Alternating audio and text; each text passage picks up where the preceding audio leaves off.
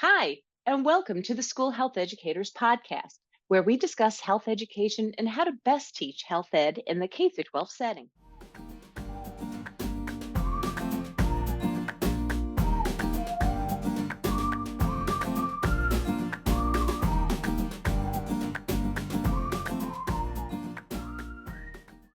Hi, and welcome to the School Health Educators Podcast. I'm your host, Lori Reichel.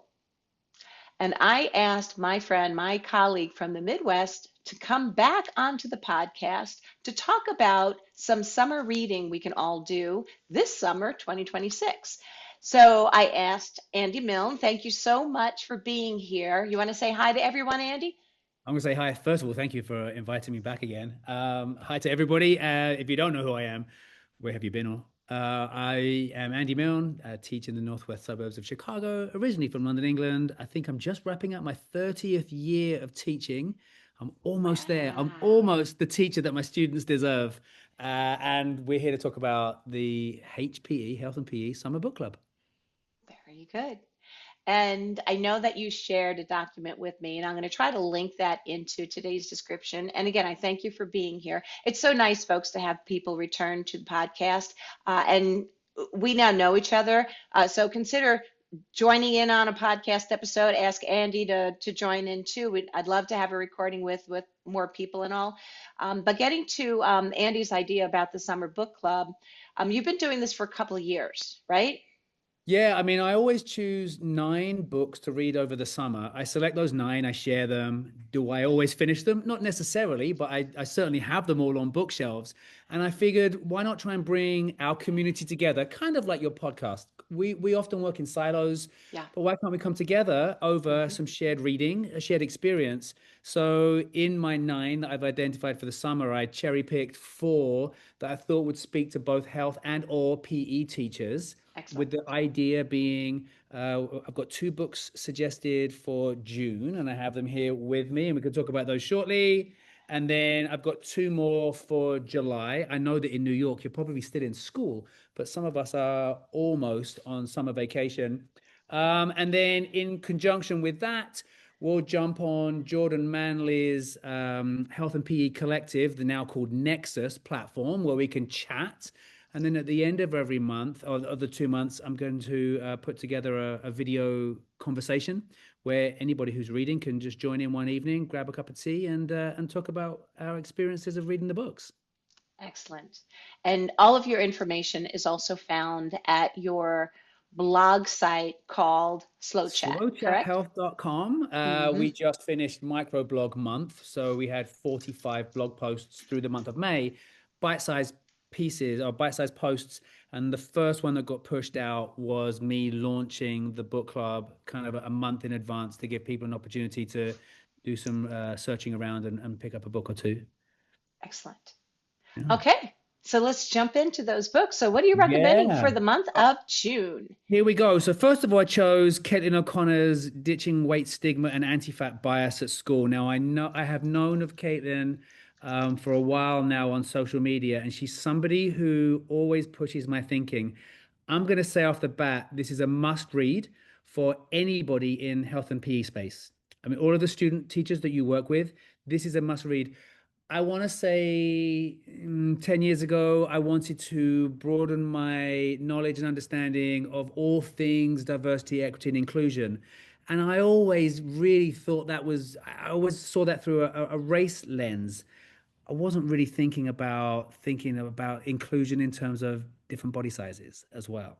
Caitlin will always challenge my thinking. In here, she addresses anti-fat bias, weight stigma, fat phobia, health class, and some of the things that we've done really badly over the years in terms of nutrition, labeling foods as unhealthy. She talks about what does it really mean to be healthy and well, and we perceive that our skinnier, probably whiter bodies are more healthy than others. She'll also talk about fitness testing and all of the reasons why fitness testing can be harmful to so many students. She talks about body image. This one, I've just highlighted so many things already. I mean, it's the beginning of June and I'm 104 pages in. I absolutely love this. Caitlin also has a Substack that you can follow. And then the second book I chose, only because this one's all over my algorithm right now, The Way of Excellence by Bradley Stulberg.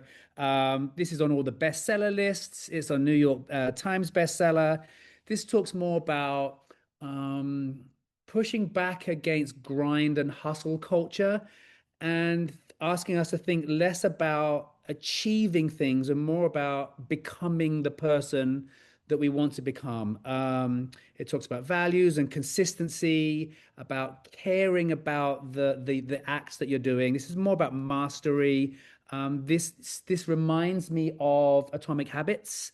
If you're a Atomic Habits fan, Brad Stulberg's everywhere. He's on all the podcasts. He also has a Substack as well. So if you're deciding whether to jump into this or not, you can probably find him and listen to him. I won this via my local bookshop. I ordered this one straight from the publisher at Routledge. Obviously, both are available at your local bookshops. That's June. Shall I talk about July? Before you do, I do have to say Atomic Habits, I had that as a required book for one of our graduate level courses.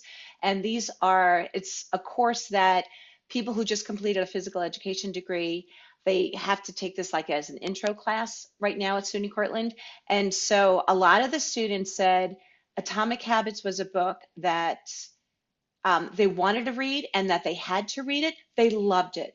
So anybody that's even teaching graduate students or undergrad, like let's choose some of these books because they're updated. And I'm going to do a shout out for Atomic Habits. They loved it. They really, really loved it. We use a lot of So the Atomic Habits in our goal setting lessons when we do excellent, the health goal setting. excellent. Jumping to July, this one is from Shafia Zaloom. Now, Shafia is wonderful. I was first introduced to her by Christopher Pepper, who we all adore, and she wrote a book called all About Consent. This is her latest one, Getting Real About Sex Ed. This one, she shares a lot of best practice regarding comprehensive sexuality education. There's a lot of scenarios in there. She's really good about scenarios. For me, the number of educators that she references in here are phenomenal. Drew Miller from New York is in here. Emily Zine, who presented at your conference last time around, she's in there as well. Chris Pepper, all the sexuality educators that we adore. I haven't started reading this one yet, but I did chat to Shafia while she was doing her research, so I'm excited about this. And then the last one, so that was like my health teacher pick. And then the last one is David MacFarland. It's called On Sports. It's a small, bite-sized book. He writes about his love and joy of growing up watching sports. It says in one of the reviews, it said it's like a conversation between friends at the ballpark. This is great journalistic writing. You get to rediscover the spirit of sport before online gambling, the manufactured spectacle, the no doubt debacle of the Summer World Cup that's coming soon. And he writes in seasons, just like sports are in seasons. He writes in seasons, so they are mini chapters to read. This would be a great beach read. This is a great, I'm sitting on the sidelines waiting for my kid's soccer game, baseball game to finish. This is a really good read as well, and is the shortest of the four. Thank you to Biblioasis, who gave me a free copy because I reached out to them and said, "Can I have one?" I also bought this one directly from Harvard Education Press.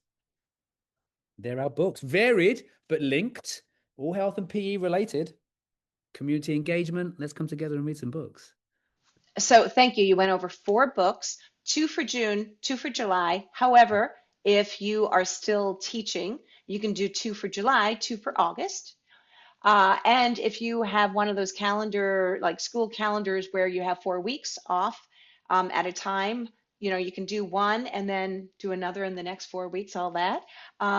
So thank you for sharing those. And I am intrigued by especially the getting real about sex ed.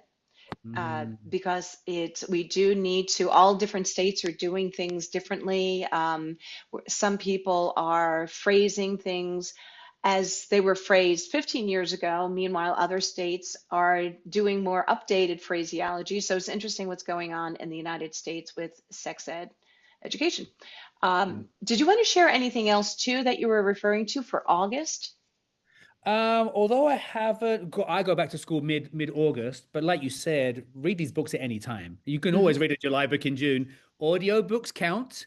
Watch out for my social media where I'll give you the dates and details of a Teams meeting or a Zoom meeting as well. I just updated the blog post to include a downloadable poster as well. So if you are still in school and you wanted to print something off, give it to your department chair, maybe get the department involved as well. I don't know. I've seen some school districts actually give professional development credits for reading books. I'll facilitate some questions at the end of every month. So And come again, you're together. going to do some kind of Zoom I will. conversation or I'll push out some dates. okay, You can find me on social media as Carmel Health. I've been Carmel Health for the longest time. Shout out to Carmel Catholic for giving me my first ever big break in America. So on Instagram, Blue Sky, X, Facebook, the Health Teacher Central page, the Slow Chat Health website. I'm literally everywhere. wonderful. Well, I thank you so much for being here today, Andy, and I hope that people are able to pick up some of these HPE summer book recommendations. And anything else you want to share before we conclude for this episode? Everyone have a wonderful summer. You've worked hard all year. You deserve a break. That's why we Yeah, get breaks. So pick up a book, lie down on the beach somewhere and read. yeah. With your lotion, SPF 50 lotion and a For sun sure. hat. Well, thank you again, Andy, for being here. And thanks for our listeners for listening in. As usual, I encourage you to continue to follow the School Health Educators podcast. Check out the website too. There's a lot of recommendations for resources on there. And last but not least, thank you so much for what you do. The children, the youth need updated, passionate health educators. You are touching a lot of those hearts and minds. So please continue doing what you're doing, including Andy, continue doing what you're doing.